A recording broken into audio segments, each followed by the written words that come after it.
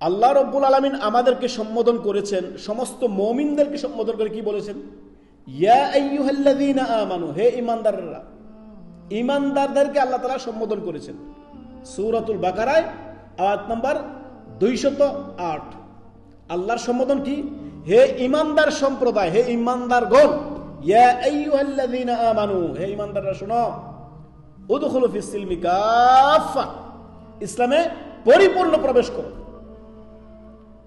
তো আমাদের জীবনে একটি দিক আপনার ইসলামিক দিক। হয়তো একজন মানুষ মুসলিম আপনার 5 ওয়াক্ত সালাত আদায় করে, অথচ সে তার জীবনে বহু অন্যায় অনাচারের সাথে জড়িত, বহু অপরাধের সাথে সে জড়িত। আল্লাহ তাআলা রাব্বুল আলামিন কি বলেছেন? পরিপূর্ণ তুমি কি করো? ইসলামে প্রবেশ করো। ওয়ালা তাত্তাবিউ খুতুওয়াতিশ শায়তান, শয়তানের পতঙ্গ করো না, শয়তানের রাস্তা চলিও না, শয়তানের দেখাতে পথে চলিও না।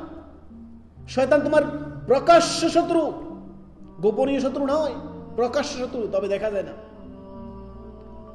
শত্রু যদি আপনার দেখা যায় তার থেকে বাঁচাটা সহজ, আর সে যদি অদৃশ্য শত্রু হয় তার থেকে বাঁচা বহু মুশকিল। অতএব শয়তান আপনার আমার প্রকাশ্য শত্রু, তাকে শত্রু হিসেবে আপনি নেবেন। দৈনন্দিন জীবন আপনার কি হবে? আল্লাহ এবং তার রাসূল সাল্লাল্লাহু আলাইহি ওয়াসাল্লামের আনুগত্যের জীবন হবে।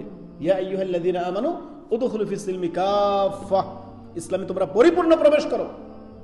সার্বিক জীবন বিধান দিন ইসলামকে আপনি মেনে নেবেন, শুধু একটি দিক না।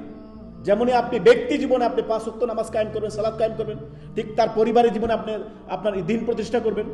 আপনার পরিবারে পর্দাশীল হবে, আপনার পরিবারের সুদ ঘুষ থেকে মুক্ত থাকবে, আপনার পরিবার হারাম নাজায়েজ থেকে মুক্ত থাকবে, আপনার পরিবার পুরো পরিবারকে আপনি ঢেলে সাজাবেন ইসলামী আদর্শ পরিবার হিসাবে। শুধু একটা দিক না, সার্বিক দিক থেকে আপনাকে আদর্শবান মুসলিম হতে হবে। এই কথা আল্লাহ রাব্বুল আলামিন বলেছেন, উদখুলু ফিস সিলমি কাফা।